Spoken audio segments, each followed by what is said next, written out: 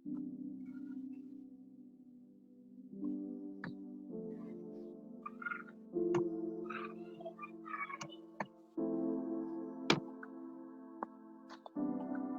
સ્વાધ્યાયની 11.7 રકમ કાઢો બધા.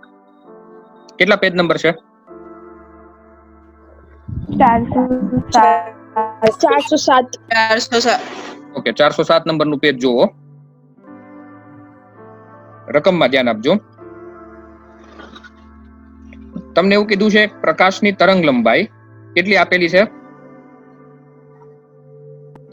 589 નેનોમીટર.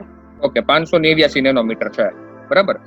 અને રકમમાં તમને એવું કીધેલું છે કે તરંગ લંબાઈ પ્રકાશની છે 589 નેનોમીટર અને કેટલા વોટ પાવર ઉત્પન્ન થવો જોઈએ? 100 વોટ. બરાબર. તો તમારે શું ગણવાનું છે એના માટે? ઉર્જા. પેલા તો એક ફોટોનની ઉર્જા શોધવાની છે, પછી બીજું શોધવાનું છે ગોળા પર કેટલા ફોટોન આપાત થતા હશે એ શોધવાનું છે, બરાબર. ચાલો, પેલા તો લેમડા આપેલું છે તમને 589 નેનોમીટર, એટલે 589 ગુણ્યા 10⁻⁹ મીટર. ઓકે, પછી ઉર્જાનું સૂત્ર મૂકો, E બરાબર hc by lambda. Okay, hc ની જોડે કિંમત કેટલી હતી યાદ છે? 19.878 ઓકે, 19.878 ગુણ્યા 10⁻26. નીચે લેમડા લખો 589 ગુણ્યા 10⁻9. કરો ભાગાકાર. 19.878 ભાગ્યા 589. 0.0337. ઓકે, ઘાત ગણો. -34 પ્લસ 8 -26 -26 પ્લસ 9. આ 9 ઉપર જશે એટલે પ્લસ થઈ જશે. -17. ઓકે, એટલે જવાબ આવ્યો 0.037 0.337 ગુણ્યા 10⁻17. 3.37 ગુણ્યા 10⁻19. ઓકે, ચાલો હવે આને ઇલેક્ટ્રોન વોલ્ટમાં ફેરવવું હોય શું કરવું પડે? 1.6 ઓકે, ભાગ્યા 1.6 ગુણ્યા 10⁻19 કરવી પડશે. 2.10. ઓકે, 2.10. 2.10 થઈ જાય છે. ઓકે, ધ્યાન આપજો.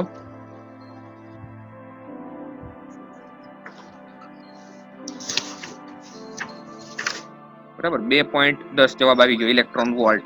ચાલો, હવે તમારે બીજો પ્રશ્ન શોધવાનો છે ગોળા પર કેટલા દરથી ફોટોન આપાત થતા હશે, બરાબર. હવે પેલા તો તમને જે રકમમાં કીધું છે ને એ 100 વોટ સોડિયમનો લેમ્પ છે, બરાબર. સોડિયમનો બલ્બ હોય એટલે ગોળાકાર આકાર હોય, બરાબર. ગોળો ખાલી એક જ દિશામાં પ્રકાશ ફેંકે કે બધી દિશામાં ફેંકે? બધી દિશામાં ફેંકે. ઓકે, 100 વોટ નો મતલબ એવો થાય ટેકનિકલી કે 100 વોટ એટલે 100 જૂલ પ્રતિ સેકન્ડ, બરાબર. વોટ એટલે થાય જૂલ પર સેકન્ડ.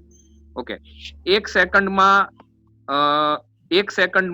નહીં પણ એક ફોટોન જો આપાત થાય ને તો 3.37 ગુણ્યા 10⁻19 જૂલ ઉર્જા ઉત્પન્ન થાય. તો 100 જૂલ ઉર્જા ઉત્પન્ન થાય તો કેટલા ફોટોન આપાત થતા હશે? ઓકે, ગણતરી કરો તો કેટલા આવે છે? ચોકડી ગુણાકાર કરવાનો છે, બરાબર. ફરીથી સ્ટેપ કાઢું છું. એક ફોટોને 3.37 ગુણ્યા 10⁻19 તો 100 જૂલે કેટલા ફોટોન? ઓકે, 100 ભાગ્યા 3.37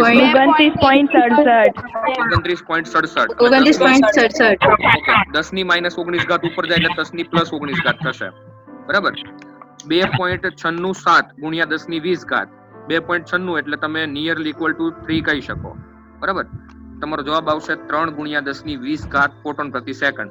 એટલે જો 3 ગુણ્યા 10⁻20 ફોટોન પ્રતિ સેકન્ડ દર સેકન્ડે ગોળામાંથી બહાર નીકળતા હશે, બરાબર, તો 100 જૂલ જેટલી ઉર્જા ઉત્પન્ન થાય એવું આપણે કહી શકીએ. ઓકે, હવે તીવ્રતાનું સૂત્ર ચેપ્ટર નંબર 15 માં ભણ્યા હતા તમે, યાદ છે કોઈને? તીવ્રતા ઊર્જાના છેદમાં ક્ષેત્રફળ ઇન્ટુ સમય. ઓકે, I બરાબર હતું E upon 80. ઓકે, I બરાબર છે E watt by m a metre. Okay, A into T. આને આપણે ગુજરાતીમાં એવું બોલીએ કે એકમ સમયમાં એકમ ક્ષેત્રફળ દીઠ આપાત થતી ઉર્જા, બરાબર. એટલે એને કહેવાય તીવ્રતા. ઓકે, હવે પેલા તો દાખલા નંબર 11.5 ની રકમ જોવાની છે, બરાબર. તમને એમાં એવું કીધું છે રકમમાં કે પૃથ્વીની સપાટી પર સૂર્યની ઉર્જાનું ફ્લક્સ એટલે તમને એવું કહી શકે કે 1.388 ગુણ્યા 10³ વોટ પર મીટર સ્ક્વેર. આનો મતલબ એવો થાય કે 1 સેકન્ડમાં 1 મીટર સ્ક્વેર દીઠ જે સૂર્યમાંથી ઉર્જા આવે છે એ આટલી છે. કેટલી છે? 1.383 ઓકે, આનો મીનિંગ એવો થાય, આ તીવ્રતા છે, આ જે એકમ આપેલો છે તમને, બરાબર, વોટ પર મીટર સ્ક્વેર, એ તમને તીવ્રતાનો એકમ આપેલો છે. ઓકે, એનો મતલબ એવો થાય કે 1 સેકન્ડમાં 1 મીટર સ્ક્વેર દીઠ, બરાબર, તમે આટલી ઉર્જા આપાત થાય છે એવું માની શકો. 1.388 ગુણ્યા 10³ જૂલ. ઓકે, હવે જે પ્રકાશ આવે છે અહીંયા, એની તરંગ લંબાઈ એવરેજ લીધેલી છે. કેટલી તમને તરંગ લંબાઈ આપી છે રકમમાં? 550 નેનોમીટર. ઓકે, 550 નેનોમીટર ને આપણે કહીશું 550 ગુણ્યા 10⁻⁹ મીટર. ઓકે, તમને બે વસ્તુ શોધવાની કીધી છે, બરાબર. એક ફોટોનની ઉર્જા અને કેટલા ફોટોન આપાત થતા હશે એ બંને શોધવાનું છે. ચલો, ફોટોનની ઉર્જા શોધવા માટે ધ્યાન આપજો. ફોટોનની ઉર્જા માટે સૂત્ર શું થશે? E બરાબર hc/લેમ્બડા. ઓકે, hc ની જોડે કિંમત 19.878 ભાગ્યા 550 કરો તો 0.03614. ઓકે, 0.03614. ઓકે, પછી -34 + 8 કરો, -26 +9 કરો, -17 ઓકે, તો કેટલા થયા? 3.17 ગુણ્યા 3.61 ગુણ્યા -19 ભાગ્યા 1.6 કરો તો તમને ઇલેક્ટ્રોન વોલ્ટમાં મળી જશે. 2.25.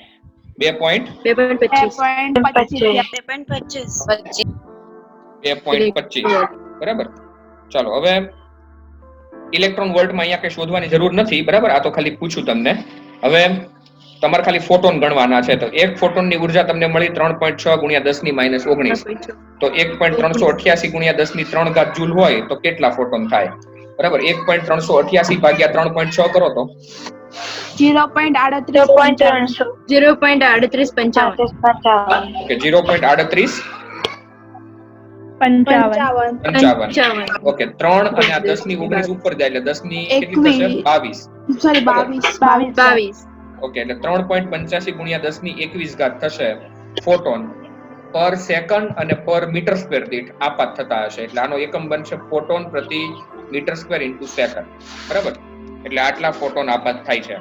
બંને દાખલાના મુદ્દાઓ એક જ સરખા છે, પણ ખાલી આ દાખલામાં તમને તીવ્રતા આપેલી છે અને પેલા દાખલામાં તમને ખાલી પાવર આપેલો હતો, બરાબર. બંને દાખલાઓ એકવાર જોઈ લઈએ છીએ. તો સ્વાધ્યાય 11.9 ખાલી જોઈ લો. 11.7 જુઓ. તમને તરંગ લંબાઈ 589 નેનોમીટર આપી છે, બરાબર. એના માટે પેલા તમે ઉર્જા ગણી, E બરાબર hc/લેમ્બડા, બરાબર. તો તમને મળી 3.37 ગુણ્યા 10⁻⁹. ઓકે, પછી આપણે ત્રિરાશિ મૂકી કે એક ફોટોનમાંથી આપણને આટલી ઉર્જા મળે છે, બરાબર. તો 100 જૂલ ઉર્જા હોય એના માટે કેટલા ફોટોન જોઈએ? તો એ આપણને મળ્યા 3 ગુણ્યા 10⁻20 પ્રોટોન પ્રતિ સેકન્ડ. બીજા દાખલામાં એવું છે કે તમને તીવ્રતા આપેલી છે 1.388 ગુણ્યા 10³ વોટ પર મીટર સ્ક્વેર, બરાબર. એનો મતલબ એવો થાય કે 1 સેકન્ડમાં 1 મીટર સ્ક્વેર દીઠ 1.388 ગુણ્યા 10³ જૂલ ઉર્જા આપાત થાય, બરાબર. તો પેલા આપણે તરંગ લંબાઈ માટે ઉર્જા ગણી લીધી. તરંગ લંબાઈ આપણને 550 નેનોમીટર આપેલી છે, એટલે E બરાબર hc/લેમ્બડા, બરાબર. તો 6.626 ગુણ્યા 10⁻34 3 ગુણ્યા 10⁸ ભાગ્યા 550 ગુણ્યા 10⁻9 તમને ઉર્જા મળી 3.6 ગુણ્યા 10⁻19 જૂલ. ઓકે, એક ફોટોન માંથી આટલી ઉર્જા મળે તો 1.388 ગુણ્યા 10⁻³ જૂલ ઉર્જા જોઈતી હોય તો કેટલા ફોટોન જોઈએ? એ તમને મળે છે 3.85 ગુણ્યા 10⁻21. ઓકે, હવે આગળ થિયરીમાં આવો. આગળ પંખો બંકાઈ નથી. કોકનો વોલ્યુમ ચાલુ છે. ઓકે, ચાલો ધ્યાન આપો આગળ.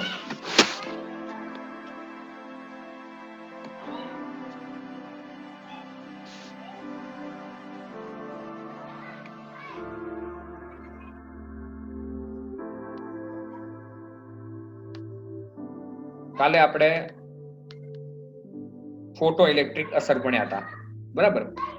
હવે આપણો પ્રશ્ન આજનો એવો છે કે ફોટો ઇલેક્ટ્રિક પ્રવાહની પ્રકાશની તીવ્રતા પર કઈ રીતે અસર થાય છે તે આલેખ દોરી સમજાવો. બરાબર. કોની અસરની વાત કરે છે? પ્રકાશની તીવ્રતાની. ઓકે. પહેલા એક અહીંયા વસ્તુ કહી દઉં તમને કે ઉર્જા ક્યારે વધે? આવૃત્તિ વધે ત્યારે કે તીવ્રતા વધે ત્યારે? શું સર ફરી બોલો, ફરીથી બોલો ને. ઉર્જા, કોઈ પણ પ્રકાશની ઉર્જા ક્યારે વધે? આવૃત્તિ વધે ત્યારે કે તીવ્રતા વધે ત્યારે? આવૃત્તિ વધે ત્યારે. ઓકે. કારણ કે સૂત્ર છે E બરાબર HF, બરાબર? ઓકે. hc by લેમ્બડા અથવા E બરાબર HF, બરાબર? તમારે કેમિસ્ટ્રીમાં E બરાબર h mu એવું બોલતા હતા. ઓકે. હવે ફોટો ઇલેક્ટ્રિક પ્રવાહની તીવ્રતા ઉપર કઈ અસર થાય છે એ તમારે આલેખ દોરીને સમજાવવાનું છે. ઓકે. તમને યાદ હોય તો આની પહેલા આપણે દાખલો ગણ્યો હતો જેમાં પેલા એક લેસર 1 મીટર અંતરે હતી અને પછી 0.5 મીટર અંતરે. ઓકે. હા સર 0.5. ઓકે. 1 મિનિટ.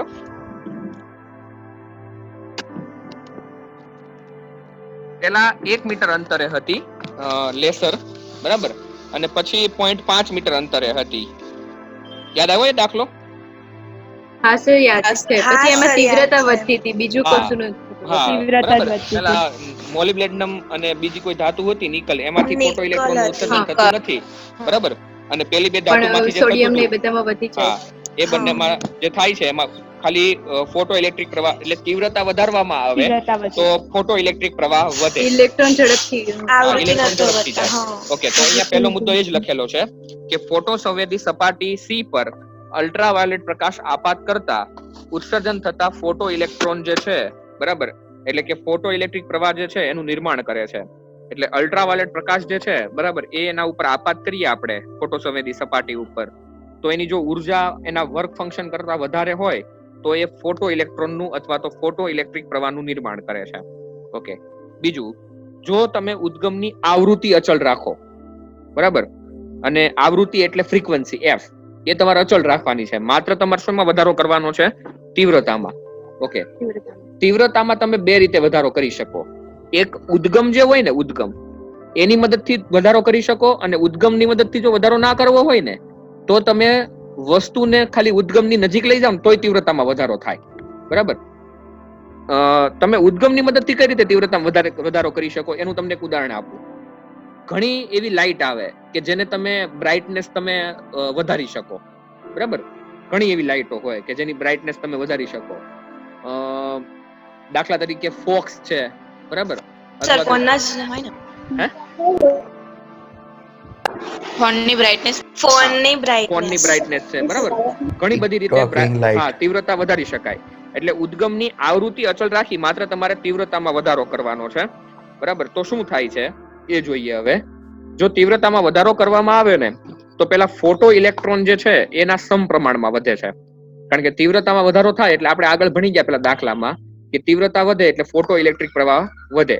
પરિણામે આપણે એવું કહી શકીએ કે આપાત પ્રકાશની તીવ્રતા એ ફોટો ઇલેક્ટ્રિક પ્રવાહના સમપ્રમાણમાં હોય છે. એટલે ફોટો ઇલેક્ટ્રિક પ્રવાહ અને પ્રકાશની તીવ્રતા એ બંને સમપ્રમાણમાં હોય છે. એટલે એનો આલેખ કેવો મળે તમને? સીધી રેખા મળે, બરાબર. આ આલેખ તમને એવું દર્શાવે છે કે તમારી જો પ્રકાશની તીવ્રતામાં વધારો થશે, બરાબર, પ્રકાશની તીવ્રતા અહીંયા વધે, બરાબર, એ x અક્ષ પર મૂકી છે, તો તમારો ફોટો ઇલેક્ટ્રિક પ્રવાહ પણ વધશે, બરાબર. એટલે આ બંનેનો આલેખ તમને સુરેખ મળે છે. ઓકે. એટલે આ એવું આલેખ એવું દર્શાવે છે કે બંને એકબીજાના સમપ્રમાણમાં ચાલે છે, પ્રકાશની તીવ્રતા અને ફોટો ઇલેક્ટ્રિક પ્રવાહ, બરાબર. પણ અહીંયા અચળ શું હોવું જોઈએ? આવૃત્તિ. હા, આવૃત્તિ જો બદલાઈ જાય તો આ વસ્તુનો કોઈ મતલબ નહીં. કારણ કે આવૃત્તિ બદલાય એનો મતલબ શું બદલાય? ઉર્જા બદલાય, બરાબર. કારણ કે આવૃત્તિ વધે એટલે ઓબ્વિયસલી ઉર્જા વધે, આવૃત્તિ ઘટે એટલે ઉર્જા ઘટે, બરાબર. એટલે આવૃત્તિ ને ઉર્જા સાથે સીધો સંબંધ છે. એટલે આપણે એવું કહી શકીએ કે આવૃત્તિ અહીંયા અચળ હોવી જોઈએ, બરાબર. સવાલ એકદમ સીધો અને સિમ્પલ છે. ફરી એકવાર ફટાફટ એનું રિવિઝન જોઈ લઈએ.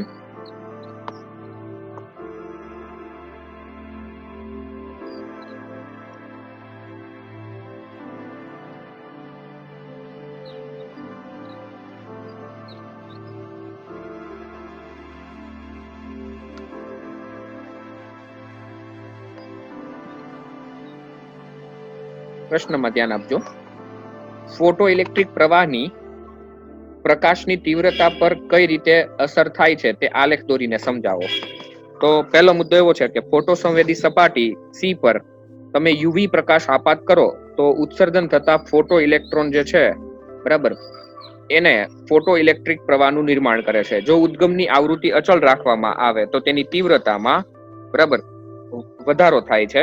બરાબર, તીવ્રતામાં વધારો કરવામાં આવે તો ફોટો ઇલેક્ટ્રિક પ્રવાહમાં પણ વધારો થાય છે. એટલે બંને વચ્ચેનો જો આલેખ દોરવામાં આવે તો એ આલેખ આપણને સુરેખ મળે છે, જે અહીંયા બતાવ્યું છે આપણને. વધારો કરવામાં આવે તો ફોટો ઇલેક્ટ્રિક પ્રવાહમાં પણ વધારો થાય છે. આમ કહી શકાય કે આપાત પ્રકાશની તીવ્રતા એ ફોટો ઇલેક્ટ્રિક પ્રવાહના સમપ્રમાણમાં હોય છે. ઓકે, હવે બીજી એક વાત તમને અહીંયા મારે સમજાવવાની છે. કાલે આપણે એવી વાત કરી હતી છેલ્લે આ પેલી સપાટી છે સી, કે જેના ઉપર આપણે પ્રકાશ આપાત કરીએ છીએ, જેને આપણે ફોટો સંવેદી સપાટી કહીએ છીએ. અને અહીંયા એક બીજી સપાટી છે,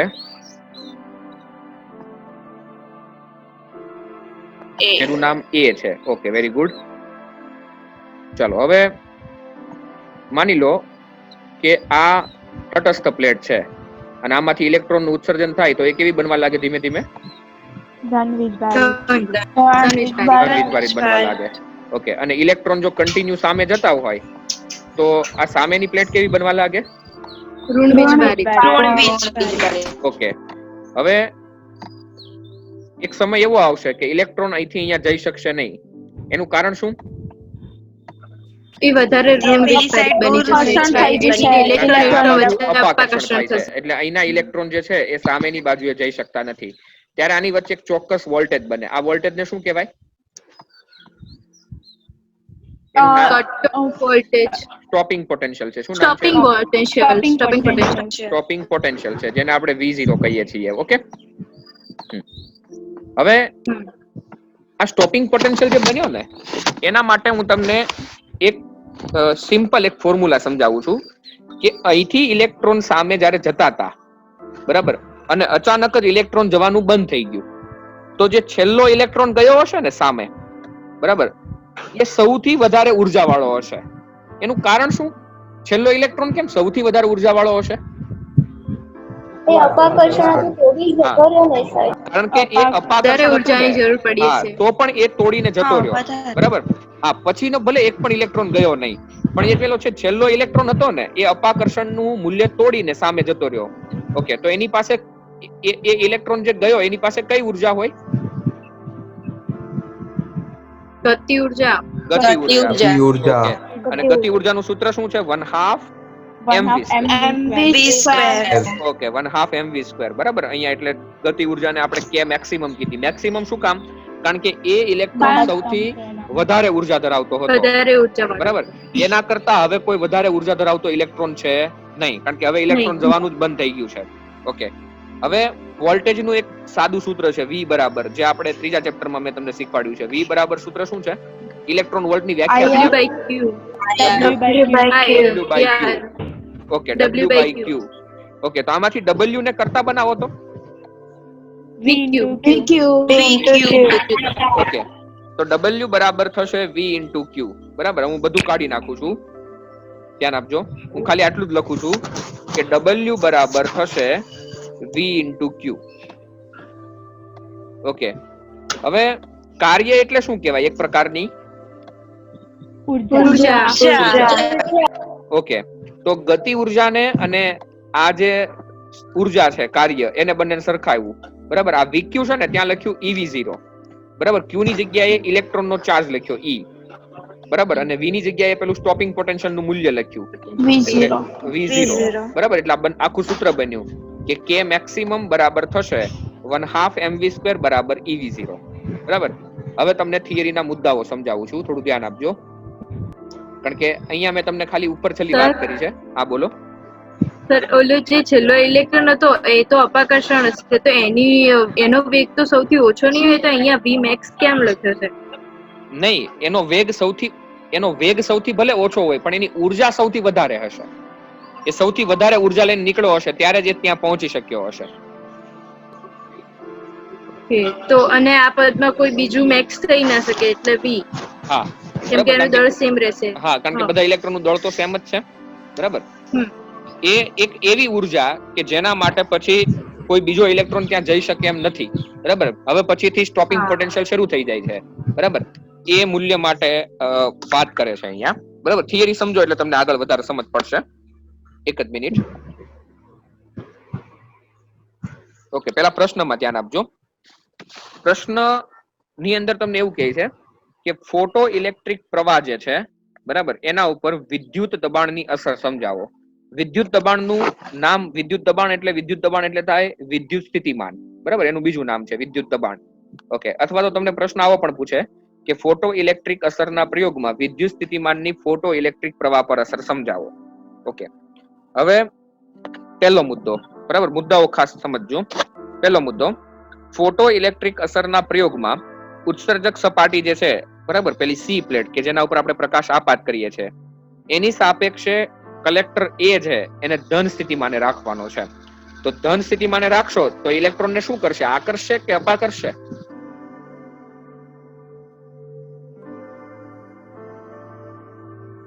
ઓકે, ફરીથી તમે પેલા આકૃતિ પેલી ચોપડીમાં કાઢો તો, ફોટો ઇલેક્ટ્રિક અસર વાળી, ટ્યુબ વાળી.